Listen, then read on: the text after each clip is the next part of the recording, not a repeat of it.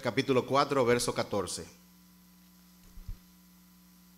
Y hoy es la segunda parte del mensaje que la semana pasada llamamos humildad. Y usted se preguntará, ¿qué tiene que ver la humildad con la historia de Esther?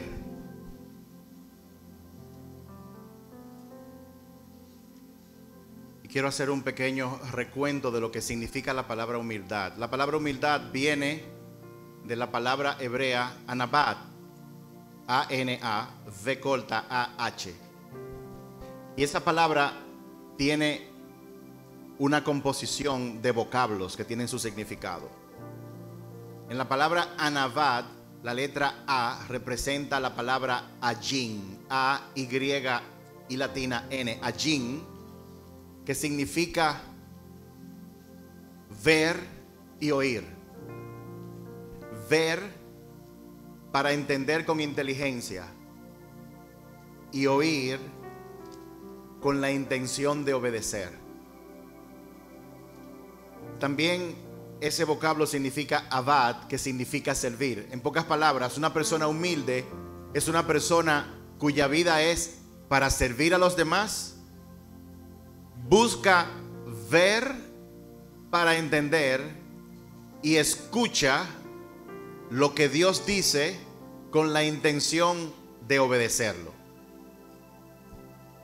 La historia del libro de Esther habla sobre humildad. Habla de una mujer que fue educada sin tener papá ni mamá.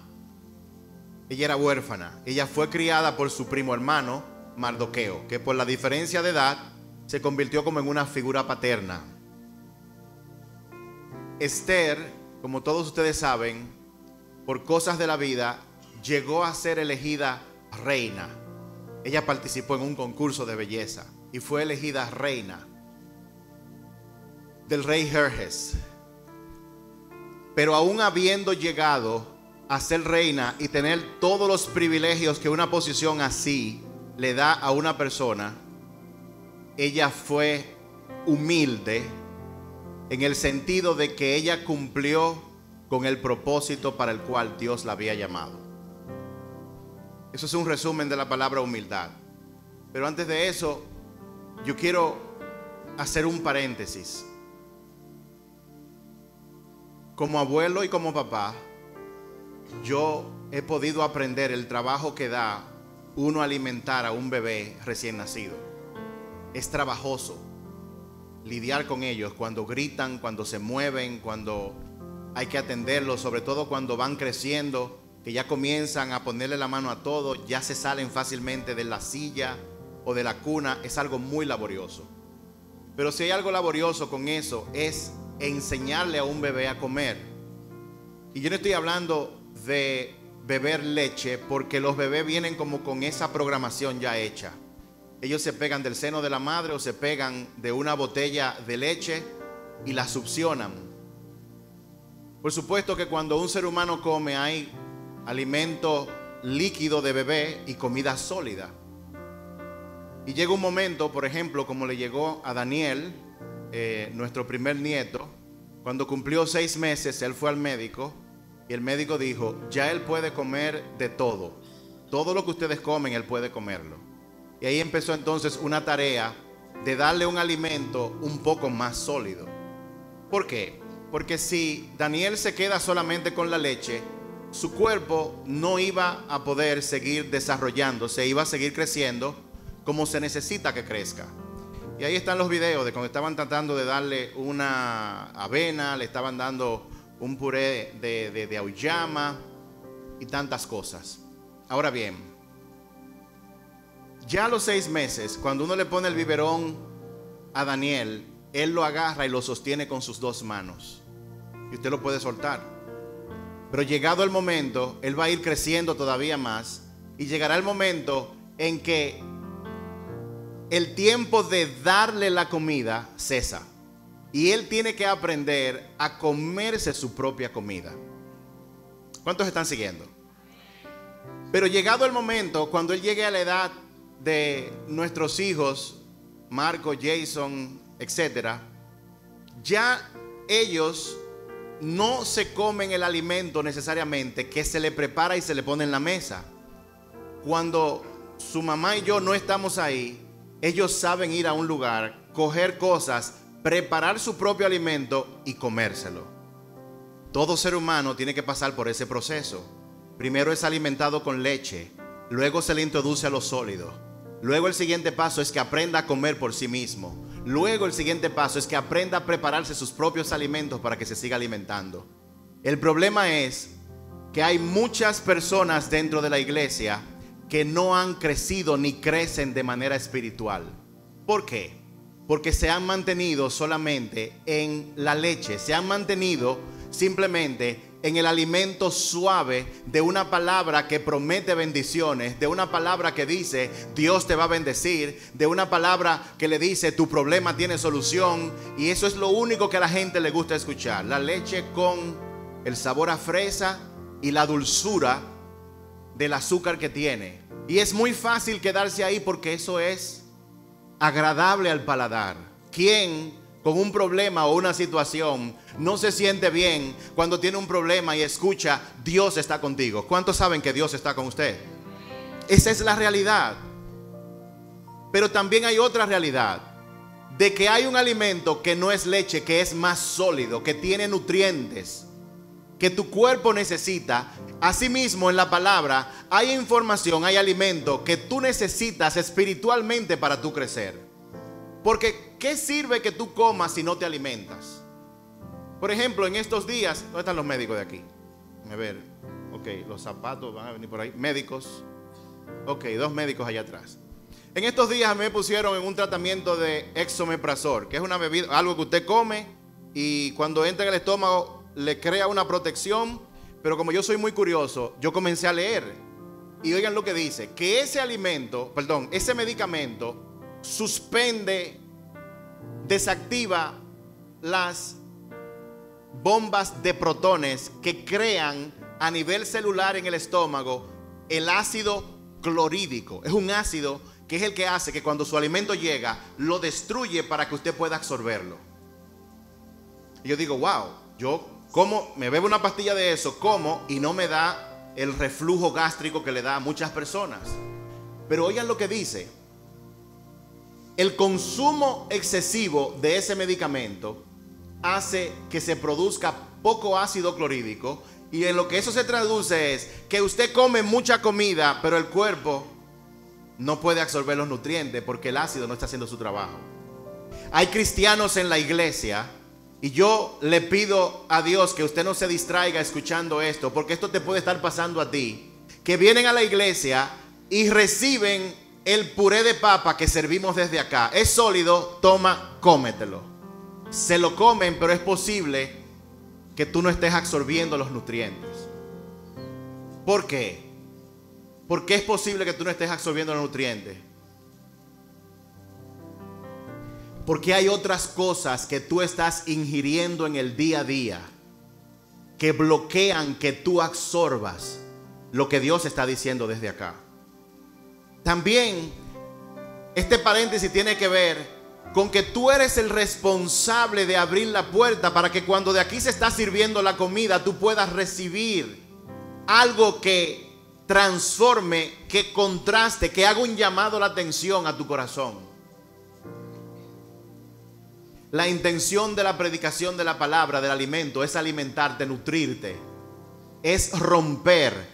Es una espada que va rompiendo, separando lo mundano de lo espiritual, para que tú puedas crecer espiritualmente. Una persona, oigan bien, no crece espiritualmente solo con venir a la iglesia y alimentarse de lo que aquí se da. Con eso no se crece. Ni siquiera se crece con que usted salga de aquí y comience a escuchar prédicas buenas. De la forma que uno crece espiritualmente es cuando uno escucha la palabra y cuando uno se prepara su propio alimento. Cuando uno de manera consciente saca el tiempo para hacer estudios de la palabra. Cuando uno de manera consciente toma la decisión de manera intencional de inscribirse en la escuela de ministerio que tenga esa iglesia para que usted pueda recibir un alimento más profundo. De lo contrario, no se crece. Y déjeme decirle algo, el crecimiento espiritual tuyo depende solamente de ti. Tú eres que tienes que tomar la decisión. ¿Cuántas veces no hemos invitado personas a la escuela y ni siquiera vienen ni por curiosidad? Y es por tu propio bien. ¿Sabes por qué? Porque tú no quieres que pasen 5 o 10 años y descubrir que todavía tú eres un bebé espiritual. Dentro de 2 semanas, uno de nuestros hijos se va del hogar porque se casa. Dentro de 2 semanas. Si él no hubiera tenido alimento, él hubiera podido ser un bebé con mucho tamaño. Y cuando tenga que enfrentar la vida como un adulto, entonces iba a tener problemas. Cerrado el paréntesis. Hoy estamos hablando de la humildad, segunda parte. Y tiene que ver con esto. Dios tiene un propósito contigo. Yo quiero que tú repitas conmigo. Dios tiene un propósito conmigo. Dios tiene un propósito grande contigo que tiene momentos decisivos en tu vida.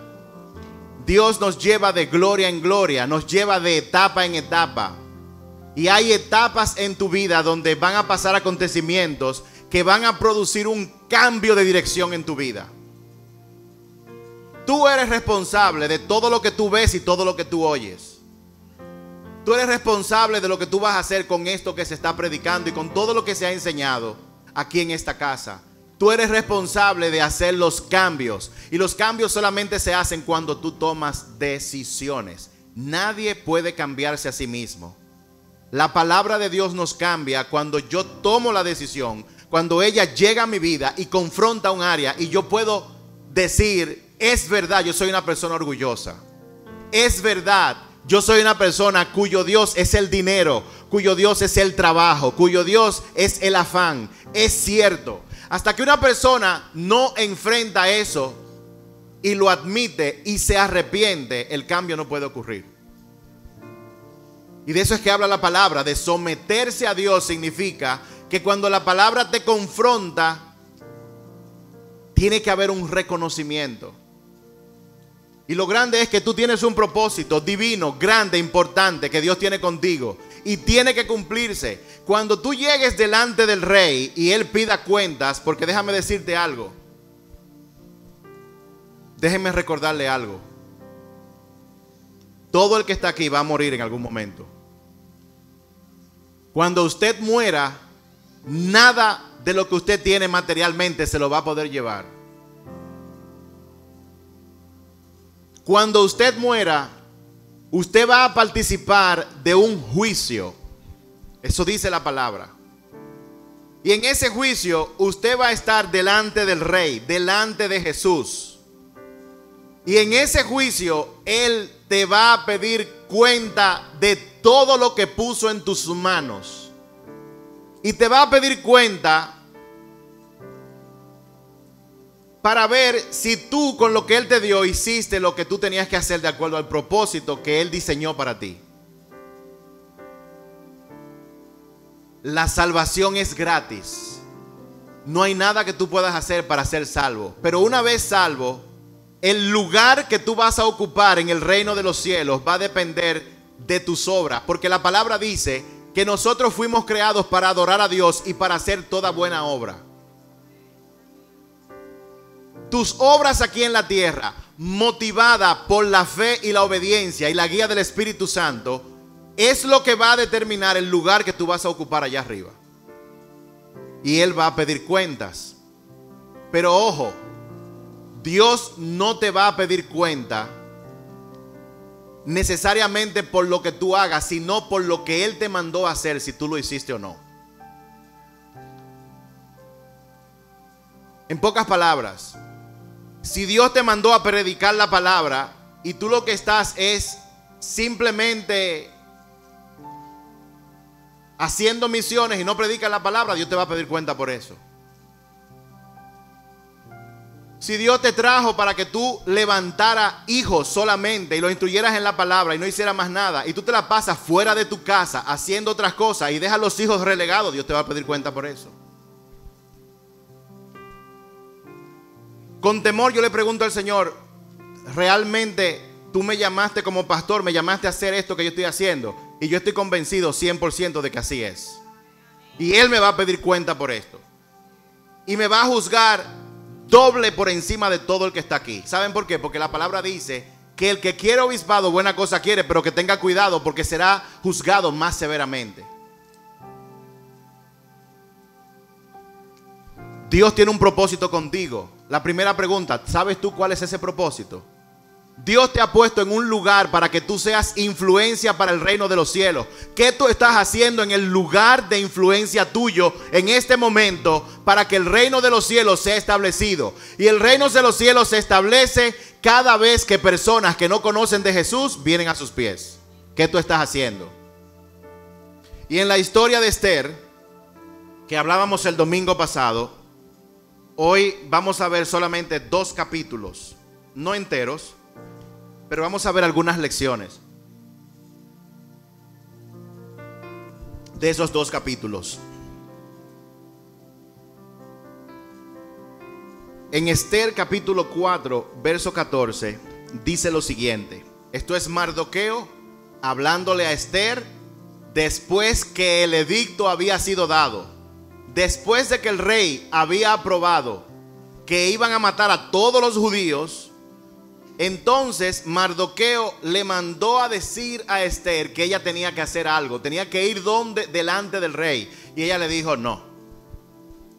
Y esto que vamos a leer ahora es el segundo mensaje que le mandó Mardoqueo a su hija Esther. Dice: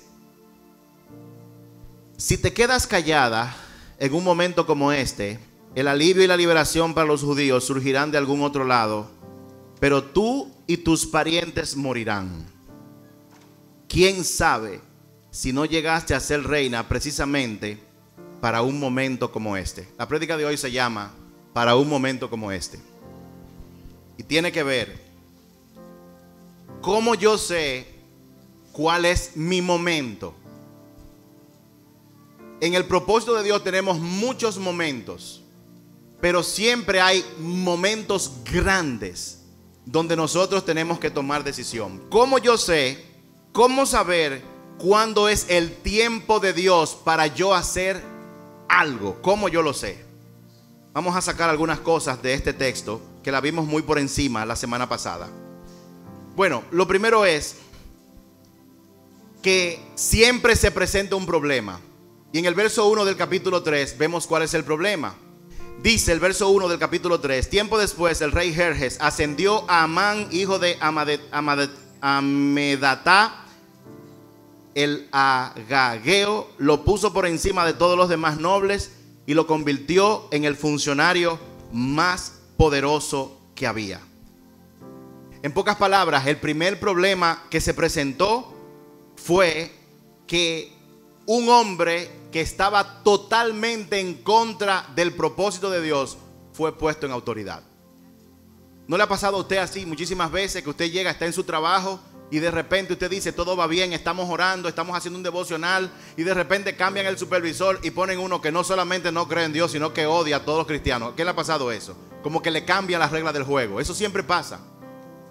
Una de las señales que ocurren, no siempre, pero es una de ellas, es que cambia de manera drástica lo que ha estado ocurriendo. Y ese cambio tenemos que entender que es un cambio a nivel espiritual. Aunque lo veamos materialmente, con que fue una persona que ascendieron, con que fue que movieron a fulano, generalmente todo eso son consecuencias de cambios en la atmósfera espiritual. Entonces a este hombre lo ponen de jefe, Amán, y Mardoqueo, el tío, el papá de Esther, se niega a adorarle por razones obvias.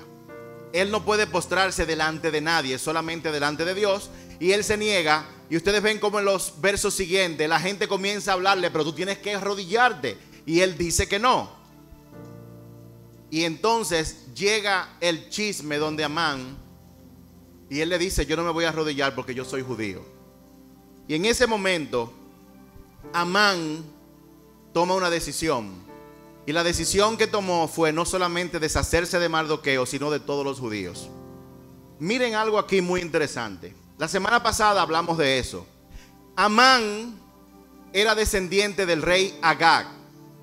El rey Agag fue el rey que Dios le dijo al rey Saúl muchos años atrás que tenía que ir y destruir por completo, pero él no lo hizo. Fíjense cómo una desobediencia a una instrucción de Dios trajo una consecuencia no solamente para Saúl, sino para toda su descendencia. Producto de que él no aniquiló ese pueblo, Amán, que era familiar de un hombre llamado Amalek, no lo voy a confundir, pero Amalek era nieto de Esaú, el primer hijo de Jacob. Amalek era el nieto, de ahí viene Amán, de ahí viene Agag. Agag se hizo rey. Dios mandó a destruirlo con razones muy claras y específicas. Lo mandó a destruir por completo y Saúl no obedeció. Las decisiones que tú tomas en tu familia y las que tú no tomas tienen consecuencia por mucho tiempo para tu familia. El pueblo judío estaba viviendo la consecuencia de una desobediencia de algo que Dios mandó hacer. Por eso es que la humildad tiene que ver con escuchar con la intención de obedecer. Pero cuando yo nada más estoy fijándome en mis propios intereses, cuando mis ojos están puestos solamente en mis propios planes y yo no miro más allá, entonces yo corro el riesgo de tomar decisiones malas. ¿Qué es una decisión mala? Una decisión mala es toda decisión que usted toma fuera de la voluntad de Dios. Entonces tenemos un problema aquí, y es que el pueblo judío está a punto de ser exterminado. Pero aquí hay algo todavía mucho más grande que está ocurriendo. Porque esto no tiene solamente que ver con Esther, no tiene que ver con Mardoqueo, no tiene que ver solamente con el rey Jerjes. Aquí hay algo, aquí hay un propósito todavía mucho más grande que está en juego. Y es el propósito de Dios para su pueblo. Si el pueblo judío era destruido, entonces la promesa que Dios hizo en el jardín del Edén, que le dijo a Adán y Eva, de que el descendiente iba a pisarle la cabeza a la serpiente, hablando de Jesús, si el pueblo era interrumpido en ese momento y eran asesinados, entonces supuestamente Jesús no iba a nacer. Lo que Satanás andaba buscando y lo que anda buscando de generación en generación es que el gran propósito que Dios tiene sea interrumpido. Entonces, no era un problema solamente de la vida de Esther ni de ese pueblo. Era un problema de toda la humanidad, porque de Jesús no haber nacido, y nadie dice que había chance de que él no naciera, él iba a nacer como quiera, porque lo que Dios dice se cumple. Pero imagínate cómo a veces nosotros, tomando decisiones, nosotros traemos consecuencias para muchas personas en nuestras vidas. Ahora, ¿cómo yo sé cuándo es mi tiempo? ¿Cómo yo sé cuándo ha llegado mi momento de hacer algo, que hay un momento que está cerca? Siempre que llega un momento importante, espiritualmente hablando en tu vida, siempre se va a desatar una guerra espiritual. Siempre va a haber una guerra espiritual, porque Satanás no se va a quedar tranquilo nunca. Lo cual te puede llevar a preguntarte, ¿qué tipo de lucha tú estás teniendo ahora en tu vida? ¿Cuáles son las luchas que tú estás enfrentando? La palabra nos recuerda que nuestra lucha no es contra gente. Siempre nuestra lucha es espiritual. Y muchas personas sufren largos periodos dentro de esa guerra espiritual porque no entienden contra quién están peleando. No entienden contra quién están peleando y tampoco saben cómo pelear una guerra con un enemigo que es espiritual. Las armas no son carnales, sino espirituales. De la misma forma que Esther hizo que el pueblo peleara esa guerra ante una inminente destrucción. ¿Qué fue lo que le dijo? Guarden silencio, no hablen por 3 días. Convocó ayuno y oración. Cuando hay una guerra espiritual, si tú atacas a la persona que está siendo utilizada para atacarte, automáticamente tú interfieres con los ejércitos celestiales de Dios para que te defiendan. Por lo tanto, cuando hay una guerra espiritual, hay un momento en que hay que hacer silencio, ayuno y oración para escuchar lo que hay que hacer. Tiene que venir desde arriba y tiene que tener el tiempo adecuado para tomar acción. Pero si tú lo haces en la carne, vas a errar.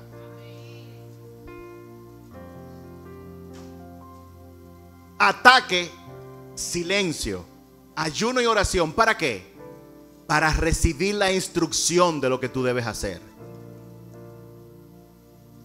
Pero en ese momento se van a levantar voces. La tía tuya te va a decir, pero ve y dile algo. Te va a levantar alguien que te va a decir, ve y demándalo.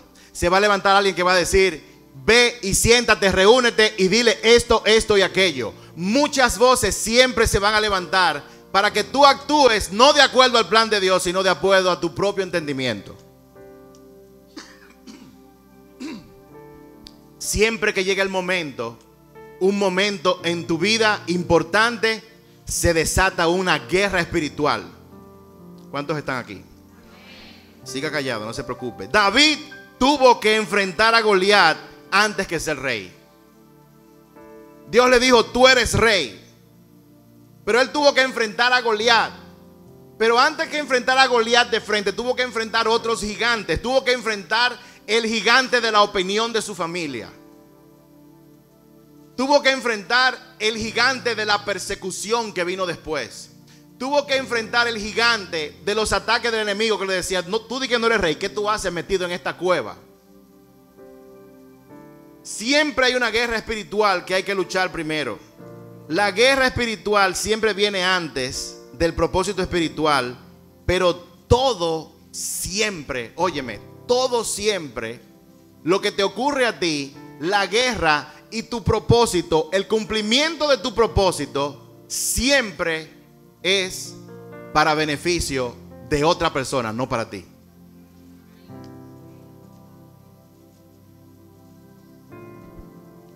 Hay una miopía en el entendimiento de lo que es la bendición de Dios. Esther fue bendecida para liberar al pueblo de Israel, para que pudiera continuar todo. Cuando hay una guerra que se levanta contra ti, contra tu propósito espiritual, una vez vencida la guerra, peleando con las armas que no son de nuestra milicia, entonces lo que llega no es para tu beneficio, es para beneficio de otras personas. No es para tu beneficio. Pero nosotros con esta mentalidad carnal, yo estoy esperando mi bendición, estoy esperando mi bendición. Lo que Dios tiene para ti no es para tu beneficio, sino para beneficio de otras personas. En el verso 13, entonces, oigan esto, del capítulo 3, todavía estoy siguiendo. Dice lo siguiente. Dice, se enviaron comunicados a todas las provincias del imperio mediante mensajeros veloces con orden de matar, masacrar y aniquilar a todos los judíos. ¿A qué viene Satanás? A robar, matar y destruir. Se envió un comunicado. Oigan, iban a matar a jóvenes, ancianos, incluso mujeres y los niños. ¿De dónde usted cree que salió ese edicto? Fue del corazón de Amán. ¿Por qué salió del corazón de Amán? Porque él, como descendiente de Agag, la instrucción que dio Jehová fue: mátalo a todos, ancianos, mujeres y niños, no importa, llévatelo a todos. Y ahora Satanás quiere vengarse del pueblo que Dios iba a utilizar para destruirlo a ellos. La misma instrucción. Satanás no es un creativo, es un imitador, quiere imitar todo lo que Dios hace. Como tú mandaste a matar mi descendencia, hombres, mujeres, jóvenes, ancianos, mujeres y niños, el edicto, el decreto fue así mismo. Va a ser así mismo y siempre será así mismo. Y ella lo que dice: dice, incluso mujer, en un solo día.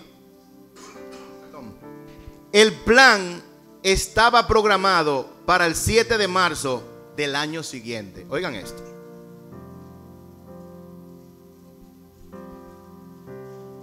El decreto se tiró hoy y dice que la ejecución de ese plan era para 12 meses más tarde. O sea que había una ventana de tiempo. Hoy Satanás dijo, esto es lo que voy a hacer. Y entonces dice, y lo voy a hacer en este tiempo. Desde el momento de que se dice lo que se va a hacer a cuando ocurre, hay una ventana. Y yo quiero que tú sepas que esa ventana es una ventana de gracia que Dios pone y misericordia. Lo mismo que dijo con Nínive. Dios le dijo, ve a Nínive, si no en 40 días los voy a destruir, si no se arrepienten. De nuevo la ventana, 40 días para que ellos se arrepintieran. Cuando Satanás declara guerra contra ti y te dice lo que va a hacer, generalmente hay una ventana para que tú busques la solución de arriba y no te metas a trabajar ni a pelear con tu propia fuerza. Esa ventana es una ventana de gracia que Dios te da para que tú actúes como Él quiere que tú actúes. ¿Cuántos saben que nosotros le servimos a un Dios de misericordia? ¿Cuántos saben que no importa el problema que venga, Él siempre pone la solución en el problema? Él siempre lo hace porque Él es fiel a su palabra. Él es fiel a su palabra. Dios es fiel a su palabra. Todo lo que se ha dicho contra ti, este es el tiempo de tú pelear con las armas que Dios te ha dado. Primero haz silencio y escucha a ver lo que Dios tiene que decir para ti. Dice la palabra en el capítulo siguiente, 4, verso 1. Dice, cuando Mardoqueo se enteró todo lo que había ocurrido, se rasgó su ropa, se vistió de tela áspera, se arrojó cenizas y salió por la ciudad llorando a gritos con un amargo lamento. Llegó hasta la puerta del palacio porque no se permitía que nadie entrara a la puerta del palacio vestido de luto. En pocas palabras, cuando Satanás lanza un ataque, uno se aflige. Cuando uno está bajo la presión de situaciones, es normal que tú te aflijas. Dice la palabra que él hizo luto, se rasgó las vestiduras, se llenó la cabeza de cenizas. Porque él estaba mirando las consecuencias de lo que podía pasar si Dios no hacía una intervención en ese momento. Dice en el verso 8 que Mardoqueo le entregó a Atac una copia del decreto emitido en Susa que ordenaba la muerte de todos los judíos. Le pidió a Atac que se lo mostrara a Esther y le explicara la situación. También le pidió a Atac que la exhortara a presentarse ante el rey para suplicarle compasión e interceder por su pueblo. ¿Cuál es la instrucción que Mardoqueo le había dicho a Esther, a Hadasha? No digas que tú eres judía, ¿se acuerdan? No reveles quién tú eres. Llegará el momento en que tú tienes que revelarlo. Con ese comunicado, lo que Mardoqueo le estaba diciendo a Esther, ¿tú te acuerdas para todo lo que tú te has preparado? Este es el momento. Este es el momento. Hay cosas que van a llegar a tu vida, bendiciones materiales. Dios te va a poner en posiciones importantes. Pero yo quiero que tú sepas que no es para que tú estés cómodo ni disfrutes de las comodidades de ese lugar. Dios ha diseñado eso para un momento como este. Todo el mundo tiene un momento en que tiene que utilizar lo que Dios le ha dado para tomar una decisión. Esa fue la comunicación que Mardoqueo le mandó a Esther. Y oigan lo que ocurrió.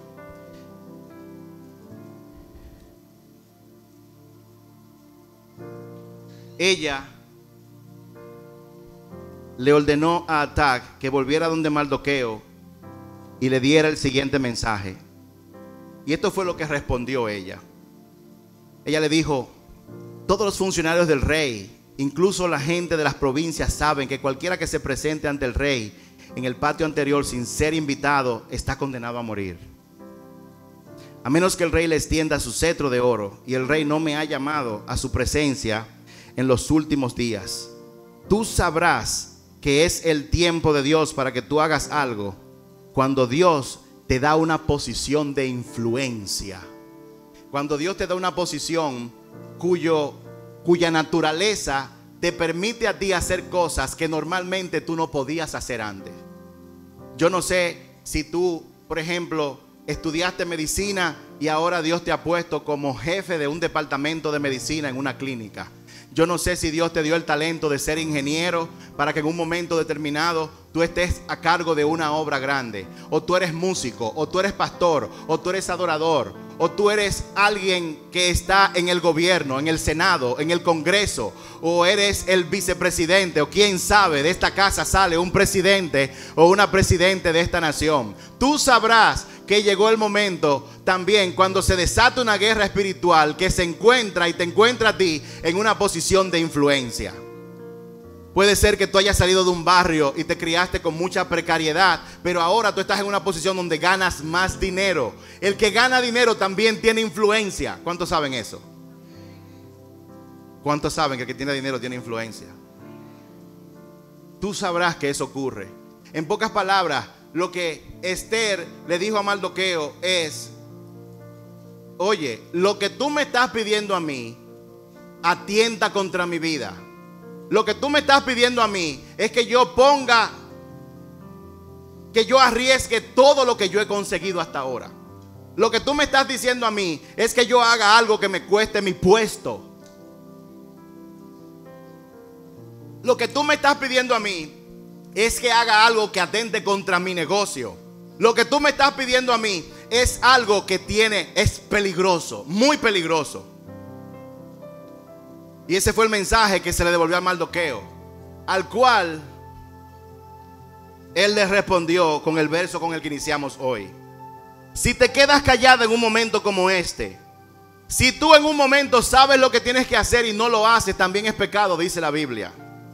Si hay algún tipo de injusticia que se está cometiendo en tu barrio, en tu negocio, en tu familia, y tú te quedas callado, tú eres tan culpable como las personas que lo están haciendo. Eso establece la palabra. Él le dice: el alivio y la liberación para los judíos surgirán de algún otro lado. En pocas palabras, Dios te incluye en su plan, pero tú no eres vital para su plan. Si tú no lo haces, yo busco a alguien más que lo haga. Pero Él quiere incluirte y depende de ti el que tú lo hagas, porque si tú no lo haces, ciertamente Dios nos va a librar de esto, porque Él prometió que de este pueblo iban a ser la simiente que iba a liberar a toda la humanidad. O sea que Esther, y hay muchas Esther aquí, muchas Hadas aquí, yo quiero que tú sepas que tú tienes un llamado. Dios te ha llamado a hacerlo, pero si tú no haces caso, Dios se busca a otra persona. Lo va a solucionar contigo o sin ti.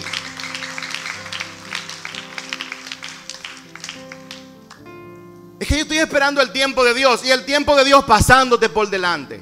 Y el tiempo de Dios pasándote por delante. Es que es muy riesgoso. Eso es una señal. El riesgo es una señal. Tú eres reina.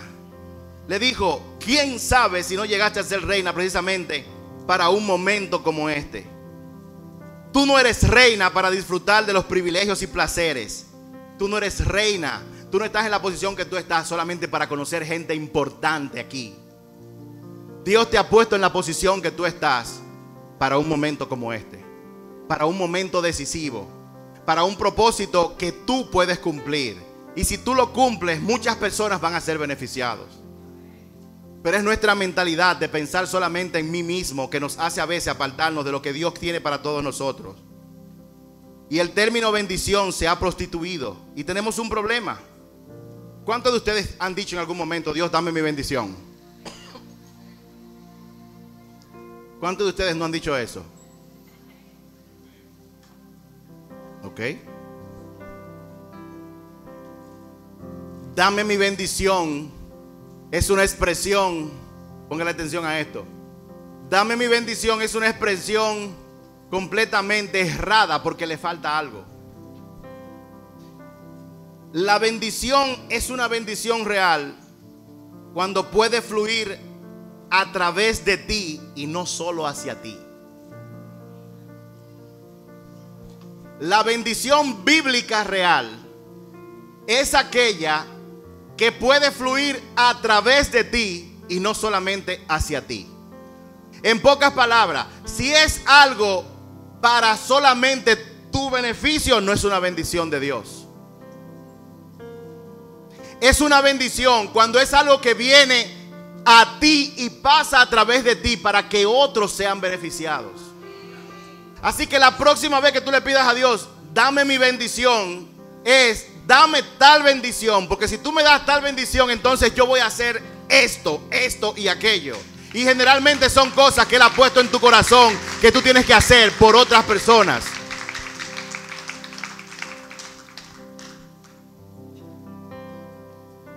Por eso, wow. Dice en el verso 11.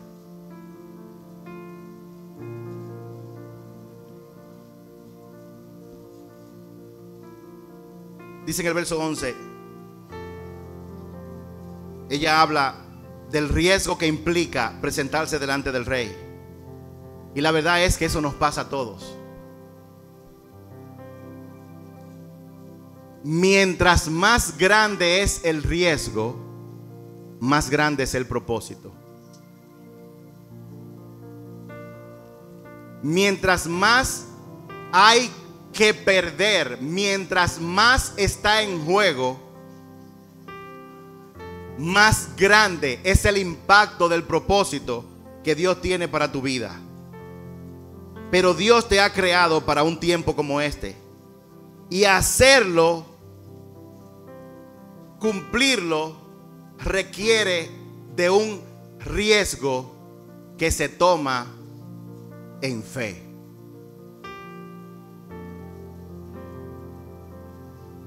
Si es fácil y tú lo puedes hacer con lo que tú conoces, créeme, no viene de Dios. Viene de Dios cuando lo que tiene que ocurrir escapa totalmente de tus manos. Y Dios nos está llamando como iglesia a tener un impacto allá afuera. Pero para tener un impacto allá afuera tenemos que estar completamente conscientes de cuál es el propósito para el cual Dios me ha llamado. ¿Por qué tú eres médico? ¿Por qué tú eres negociante? ¿Por qué tú eres ama de casa? ¿Por qué tú tienes el negocio que tú tienes? Déjame decirte, el negocio que tú tienes, lo que tú tienes donde Dios te ha puesto, no es solo para tu beneficio. El propósito de Dios en este planeta es más grande que tus metas personales. Pero hay que tomar riesgos. Tenemos que alimentarnos. Solamente venir a la iglesia miércoles, domingo y no dedicarse a estudiar la palabra para que me transforme. No confrontar la realidad de lo orgulloso que somos, de las adicciones que tenemos. Por eso es que hemos estado haciendo un llamado de que las familias tienen que reunirse a estudiar la palabra y orar juntos, papá, mamá e hijos. Ah, pero yo soy madre soltera. No importa, reúnete con ese solo hijo que tú tienes. Yo soy soltera, no vivo con nadie. Busca a alguien con que tú te juntes y tienes que orar. Tú tienes que descubrir, tú tienes que alimentarte con lo que Dios tiene para tú descubrir por qué tú estás aquí en la tierra. ¿Para qué tú estás aquí en la tierra? No tiene que ver con lo que hacemos aquí. Hacer iglesia no es solamente venir, predicar la palabra, cantar. Nos damos un abrazo, brincamos, se nos pone la piel de gallina y nos vamos hasta la siguiente semana. Hacer iglesia, la iglesia tiene un propósito dado por el reino de los cielos. Y ese propósito tiene que ver con tu propósito individual. Tú no estás aquí por coincidencia. Tú estás aquí porque Dios te trajo aquí. Pero hay riesgos que tomar. Hay momentos que son decisivos. En tu trabajo hay momentos que son decisivos.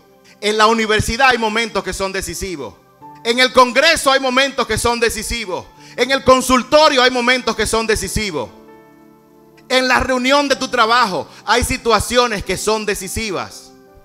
En estos días yo leí un artículo de una gente que no es creyente, que ante la noticia del hombre que tenía una relación con una mujer con 3 hijos, sin dar ningún tipo de indicio, los mató a todos.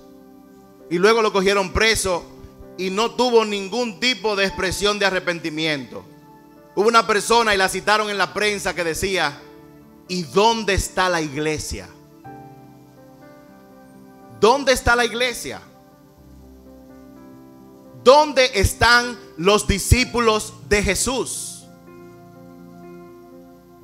La gente cree que ser cristiano es simplemente levantar la mano y hacer un compromiso con Jesús de yo te acepto como mi Salvador.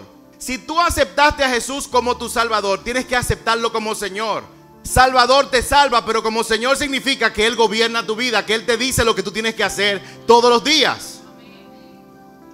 La palabra dice que ser discípulo es tomar tu cruz todos los días, negarte a ti mismo para tener una visión del reino. ¿Cuál es la visión del reino? De que tú estás aquí en la tierra como luz para alumbrar y como sal para salar. Que tú salgas a la calle: ¿a quién yo voy a salar en el día de hoy? ¿A dónde yo voy a llevar luz en el día de hoy? Pero tenemos que dejar de pensar egoístamente en mi ministerio, en mi ministerio, en mi trabajo, en mi familia, en mis planes. Eso no es una mentalidad de reino.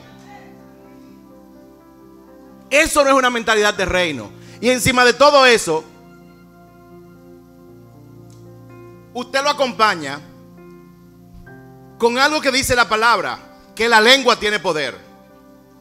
Y si usted hace un examen de todas las palabras que salen de la boca suya, más del 90% son palabras de maldición. Esto no sirve, yo estoy mal, la situación está mala, mis hijos son unos desagradecidos, ese hombre que yo tengo no sirve tampoco, la mujer que tú me diste. Si a toda esta precariedad le sumamos lo que está saliendo de nuestra boca todos los días, y lo que sale de tu boca se establece en el mundo espiritual. Tú no puedes orar: Señor, bendíceme, y tú dices: la situación está mala. ¿Cómo Él te va a bendecir si la situación está mala? Pero nosotros vivimos hablando basura por nuestra boca todo el tiempo. ¿Saben por qué? Porque la palabra dice que de la abundancia del corazón habla la boca. Es porque estamos llenos de basura. Tu corazón está lleno de basura. Para que tu boca saque cosas buenas, tu corazón tiene que estar lleno. Y la única forma, óyeme bien, yo no conozco otra. La única forma en que una persona cambia, en que su fe aumenta, es cuando oye la palabra de Dios. ¿Qué tú estás escuchando? ¿Qué tú estás viendo? Tú eres responsable de cada cosa que tú lees, de cada cosa que tú ves y de cada cosa que tú escuchas. ¿Qué es lo que tú estás escuchando? Dios no va a hacer nada de manera automática. Él requiere que nosotros tengamos una participación. Y esa participación son mis decisiones. Pero ¿cómo podemos ser luz en un trabajo si usted llega tarde a su trabajo? ¿Cómo tú puedes ser luz? A los médicos que me excusen, ¿cómo ustedes pueden ser luz si le dicen a la gente: empezamos la consulta a las 4 y ustedes se aparecen a las 6 de la tarde? ¿O es a mí lo único que le pasa eso? Las consultas son a las 4 y ellos se aparecen a las 5:30 con 20 gente ahí. Si usted no puede estar a las 4, diga que la consulta es a las 8 de la noche, pero cumpla que lo que usted dice y lo que usted hace sean lo mismo. Pero volvemos al punto: todo lo que sale de mi boca es lo que está en mi corazón. Entonces yo tengo que preocuparme: ¿qué es lo que yo está entrando en mi corazón? ¿Qué es lo que tú estás escuchando? Porque lo que tú escuchas aquí es un 10% quizás del 90% de todo lo que tú escuchas. Pero ¿qué tú haces cuando tú sales fuera de aquí? ¿Cómo nos quejamos de la nación que tenemos si comenzamos a decir: la mujer que tú me diste, el presidente que tú me diste, el senador que tú pusiste, los congresistas que tú pusiste? El problema no son ellos. ¿Saben cuál es el problema? Que nosotros somos iglesia, que tenemos autoridad dada por Cristo Jesús y no la estamos utilizando. La iglesia tiene que tomar su posición. La iglesia tiene que hacer. Y eso comienza conmigo. ¿Sabe cómo? Haciendo en mi casa primero. Haciendo en mi casa primero. Tú no puedes correr antes de caminar. Yo te invito a que ahora mismo tú reflexiones cómo está la situación de tu casa. ¿Qué tiempo tú le dedicas a tu esposa y a tu esposo? ¿Qué tiempo tú le estás dedicando a tus hijos para escuchar la palabra? Hasta que tú no hagas eso, por Dios no va a funcionar nada. La primera iglesia está en el hogar. Papá, mamá, hijo, o mamá e hijo, o padre e hijo. Es así como se hace una nación verdaderamente. Es empezando desde ahí. Y nosotros le hablamos por testimonio, no diciendo que lo hemos logrado, porque es una lucha de todos los días. Pero hay que pasar tiempo con los hijos. A los hijos hay que enseñarles a temerle a Dios.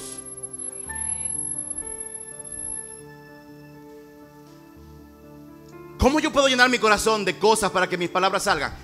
Tú tienes que tomar una decisión, porque hay que ser intencional en lo que uno hace. Tiene que tener una intención. Usted tiene que aprender cómo se hace un estudio bíblico. Yo conozco personas que se saben la Biblia de Génesis hasta Apocalipsis, pero sus vidas son un desastre. Entonces no está solamente con sentarse a estudiar la palabra. Tiene que haber algo más que signifique verdaderamente estudiar la palabra que simplemente leer para memorizar. Yo no sé si alguien me está entendiendo. Y lo que yo he descubierto, y le hablo por experiencia, es que cuando yo oro primero, yo oré por mucho tiempo: Señor, pon el querer, que a mí me gusta leer tu palabra. Porque a mí no me gustaba leer la Biblia, me daba sueño. Yo decía y sentía que estaba leyendo más de lo mismo. Pero orando, Señor, orando y accionando. Es orando, ponlo, pero me ponía a leer la Biblia. Me dormía, pero seguía. Y hoy les puedo decir a todos ustedes que a mí me fascina. A mí me gusta leer la Biblia más que comer pastel en hoja, que comer habichuela con dulce. A mí me fascina leer la Biblia. Cuando yo estoy en cualquier sitio, lo primero que yo hago es abrir mi celular para leer la Biblia, para leer un estudio, porque a mí me gusta. Cuando yo leía la Biblia, que veía que me estaban llegando revelaciones, yo le pedía al Señor: dame más revelación, dame más revelación. Porque déjame decirte algo. En Lucas 24:45, ¿sabes lo que dice? Que después que Jesús resucitó, los 11 estaban reunidos. Y dicen que Jesús entró. Él no abrió ninguna puerta, simplemente entró. Y dijo que Jesús le abrió el entendimiento para que entendieran. Y cuando Él abrió el entendimiento fue que ellos entendieron. Lo cual me dice a mí que si yo me creo que yo sé, yo estoy perdido. Lo cual me dice a mí que mi entendimiento de la palabra depende de Dios. Yo tengo que rogarle a Él, antes de leer la palabra, que por favor me abra mi entendimiento. Así que cuando tú vas a leer la palabra, tienes que orar, pedirle entendimiento a Dios, que te revele. Pero cuando Él te revele, déjame decirte algo, Él te va a revelar áreas de tu vida que tienes que cambiar. No las eches a un lado. No te hagas el loco o la loca. Wow, orgullo, sí, es verdad. Señor, perdóname, cámbiame. Pídale perdón a fulano, vaya y pídale perdón. En la obediencia es que está todo. Póngase de pie, por favor.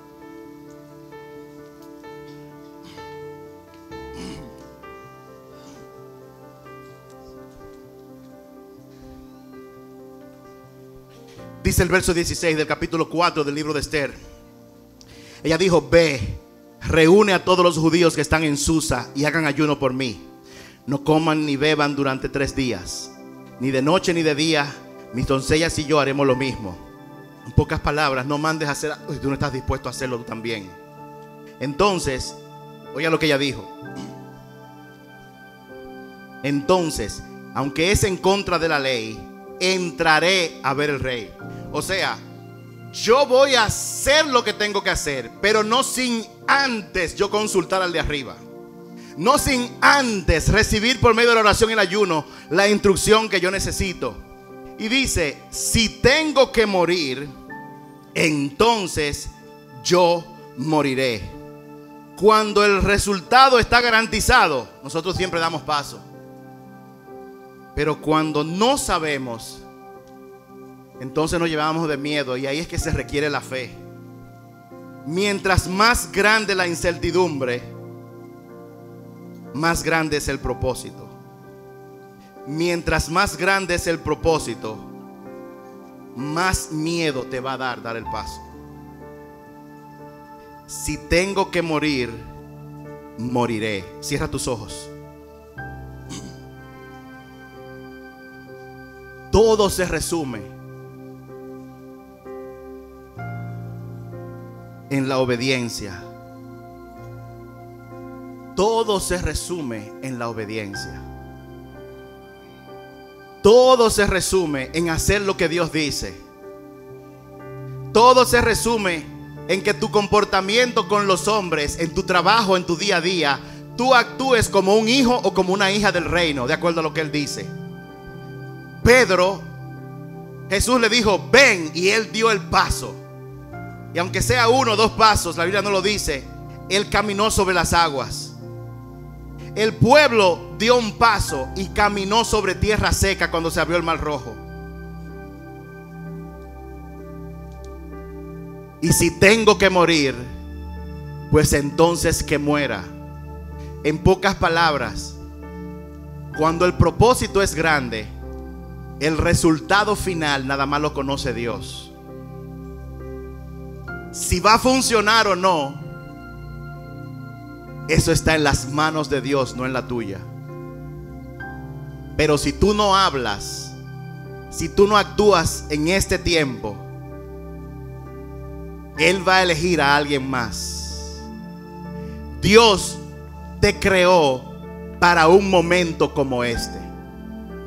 Dios te puso en la tierra para un momento como el que está viviendo esta nación.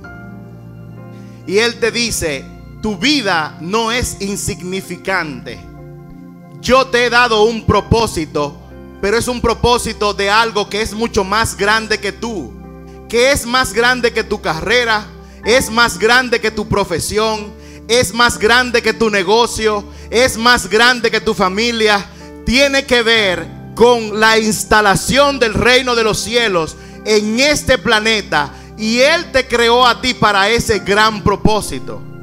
Y Él te dice, yo te he creado para un tiempo como el de ahora. Tú tienes miedo, tienes ansiedad, ayuna y haz oración. Busca siempre dirección de Dios. Porque el cumplimiento de tu propósito va a afectar esta nación. Tu obediencia va a traer bendición a otras generaciones. Tu desobediencia puede traerle problemas a otras generaciones. Dios te ha creado con libre albedrío para que tú tomes ese tipo de decisión. Si tú eres alguien que entiende, que ha recibido la revelación de que su propósito es importante, aunque tú no lo conozcas, pero tú quieres averiguarlo, yo te invito a que des un paso aquí delante. Vamos a orar. Si tú eres alguien que has entendido que tu vida no es solamente para tu propio beneficio, sino para el beneficio de otras personas, aunque tú no entiendas exactamente qué va a pasar después de este paso, porque tú no puedes ver más allá, eso no es importante ni relevante. Lo importante es tu entendimiento y tu convencimiento. Yo te doy una invitación para que tú des un paso aquí adelante. Vamos a orar. Vamos a orarle al Señor para que nos enseñe. Vamos a orarle al Señor para que nos revele cuáles son los obstáculos. Vamos a orarle al Señor para que nos indique cuáles son los ídolos, las cosas que son más importantes que Él en su propósito en este tiempo. Vamos a orarle a Él. Vamos a pedirle a Él que nos revele. Porque lo primero que Dios hace antes de cambiar algo en tu vida es que te lo revela. Lo primero que Él hace es que te hace consciente. Y eso solamente lo hace el Espíritu Santo de Dios. Él es que trae convencimiento. Él es que trae convencimiento. ¿Qué es eso que tú has puesto como más importante? Si tú vienes aquí, da un paso diciendo: Señor, yo quiero echar a un lado todos esos ídolos. Yo quiero enfocarme en ti, Señor, y en el propósito que tú tienes conmigo. Yo quiero aprender a ser una persona humilde. Yo quiero aprender a ser una persona de servicio a los demás. Yo quiero ser una persona que tenga un espíritu enseñable, que vea para entender lo que tú quieres, que escuche con la intención de obedecerte. Señor, yo no soy humilde, pero yo quiero ser humilde como tú. Repite conmigo esta oración. Padre, en el nombre de Jesús, yo reconozco que te necesito. Te necesito desesperadamente.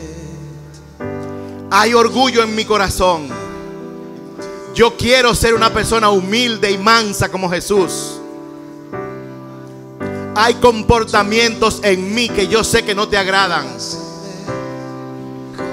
y yo los confieso ahora y me arrepiento de ellos y te pido perdón. Yo te pido perdón por hacer alarde de las cosas que yo tengo. Te pido perdón por las veces que he dicho yo sé. Y deje que el Espíritu Santo le guíe. Sígale pidiendo perdón al Señor.